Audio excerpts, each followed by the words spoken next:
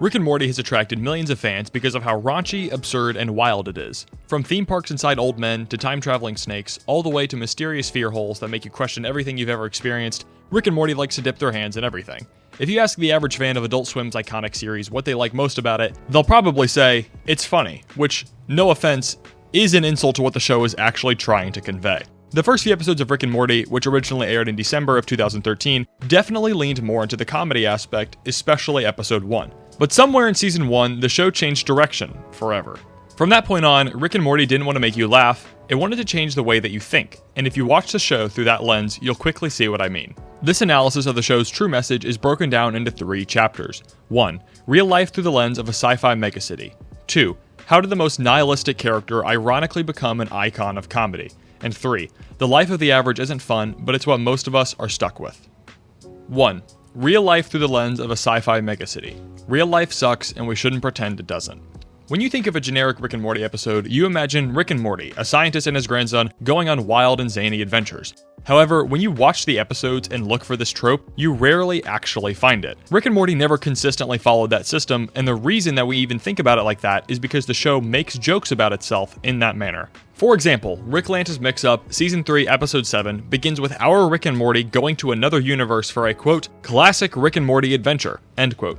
However, we never actually see this quest even happen. Instead, the entire episode is focused on the Citadel, a city populated by Ricks and Mortys, and walks us through what it's like to live in a space metropolis populated by only 2 different people. We see poverty, gang violence, police brutality, political corruption, academic indoctrination, and so many other incredibly serious themes that just aren't funny in any way. We see all this through the lens of one Rick cop who's trying to make a difference, and a group of Mortys who just want to live their own lives apart from the system that they were literally bred into. Through the lens of the police officer, we see the corruption of the city and how divided it is economically.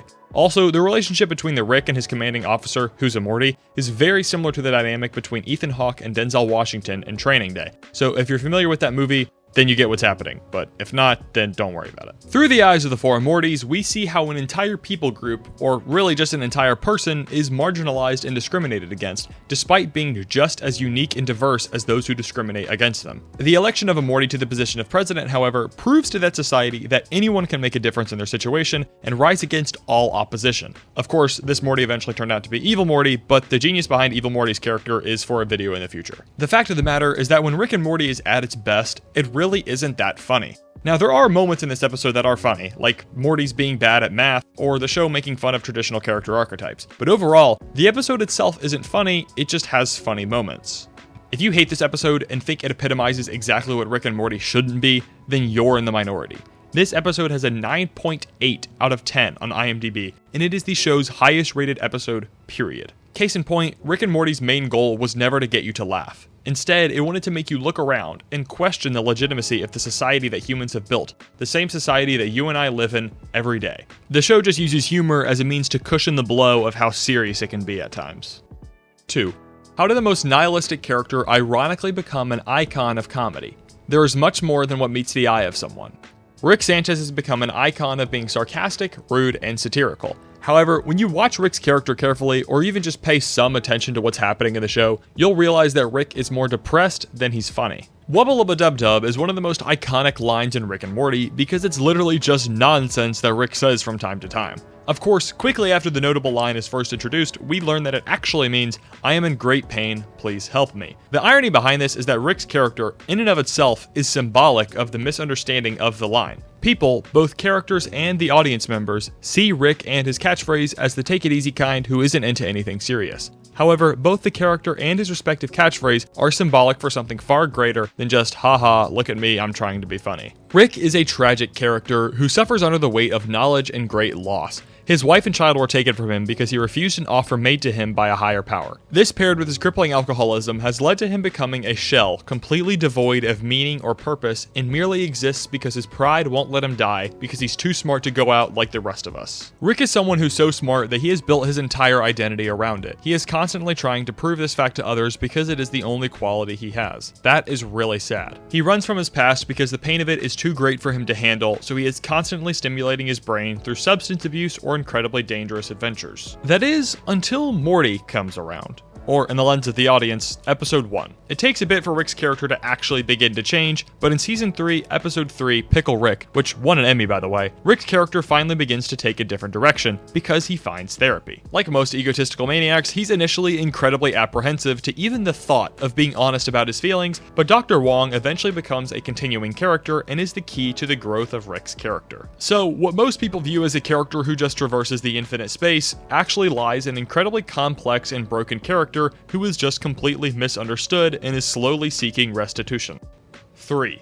The life of the average isn't fun, but it's what most of us are stuck with. Morty is a character we commonly find ourselves laughing at due to his lack of basic intelligence. Although, he's always around Rick, where everyone looks stupid, so can we really blame him?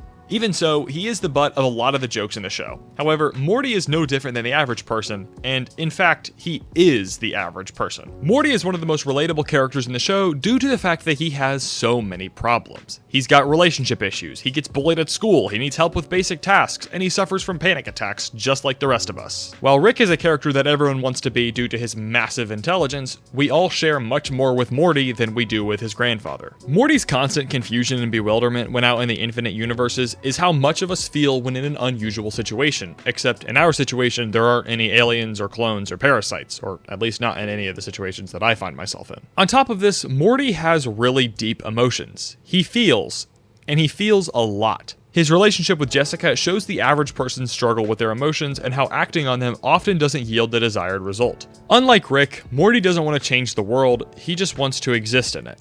He doesn't necessarily have a desire to constantly be doing something insane or extravagant or dangerous every single day. Instead, he just likes the normal and living in the day-to-day. Morty is all of us, and even though he's easy to make fun of, so are we. The truth is there are no Ricks, and the Mortys rule the world. We're all a little bit different from each other, but at the end of the day, we're the same. And that's okay.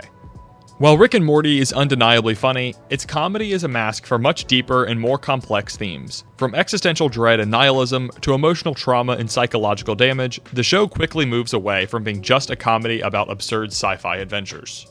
While Rick and Morty is undeniably funny, its comedy is a mask for much deeper and more complex themes. From existential dread and nihilism to emotional trauma and psychological damage, the show quickly moves away from being just a comedy about absurd sci-fi adventures. Instead, it became a vehicle for exploring the darker sides of life, human nature, and the consequences of avoiding emotional responsibility. By using humor to soften the impact of these heavy themes, Rick and Morty proves that it was never meant to be purely funny. Its humor is just a coping mechanism for the deeply philosophical and tragic ideas at its core. But what do you think? Do you agree, or do you think that Rick and Morty is just brain garbage? Either way, let me know in the comments below what you thought of the video. Thank you so much for watching, and make sure to hit the like and subscribe button for more videos just like this.